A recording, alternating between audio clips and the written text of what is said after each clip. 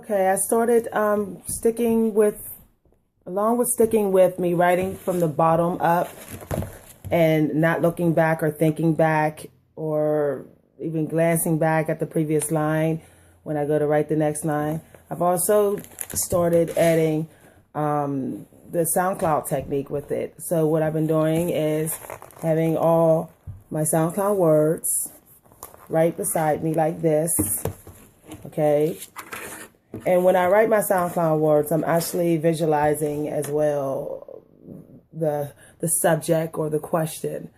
And the question, particularly with this, was what this man is all about. That's in my vision. Like, what's he doing? Why is he here? Why is he in this scene that's in my mind?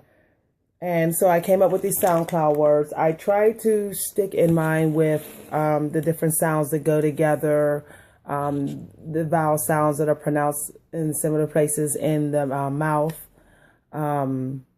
like the hard G's, the G's, like sage and page and rage and different things like that, and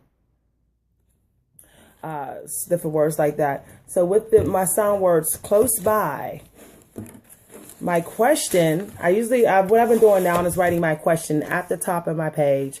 So who is the man? You know, that's pretty much my question. Who is the man, or what is he doing, and why is he there? The man in my imagination. And I have seen a guy in this bar before, so he was kind of my muse. But I put myself in like a 1950s ragtime bar type of bar, and it was inspired from watching an episode on Quantum Leap the other day. So I wanted to write about what I saw. But this man wasn't blind or anything. But using my SoundCloud words, I picked a phrase, a sentence, and again, like I said, I started at the bottom of the page. So I just, I put some phrases together. I put smoke hard laughter, crack cigar, smacking gnats, offending women, black keys, and then what I did was I just basically went and started writing the poem. So I put, the man is too blind to play pool, because that's what I saw in my vision. That was the first line I got. And then I put, he smokes hard laughter, blah, blah, blah, blah, blah. So once the poem was done, I then put it on How Writers Write IY workshop. Someone came along and said, I'm reading your poem now and I know what a SoundCloud is. And I take that as a compliment. That means I'm doing it right.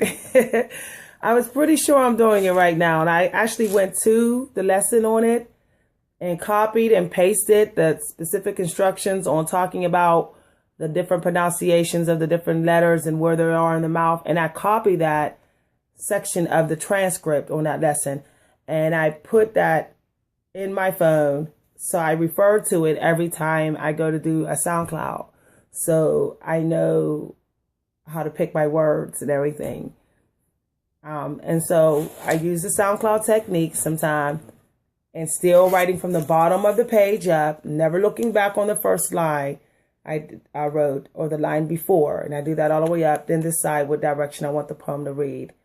But with the SoundCloud phrases, I try to, look at my sound, use mostly only the words that's in my SoundCloud. That way, I'm not changing the where the poem wants to naturally be born from the SoundCloud. So there you have it. One other thing that I might do, I might change the tenses, or I might change the pronouns or conjunctions, or take them out. But the core of the poem, such as the adverbs and the adjectives And the nouns, I try not to change them. I try to use only the ones that came to me when I did the SoundCloud.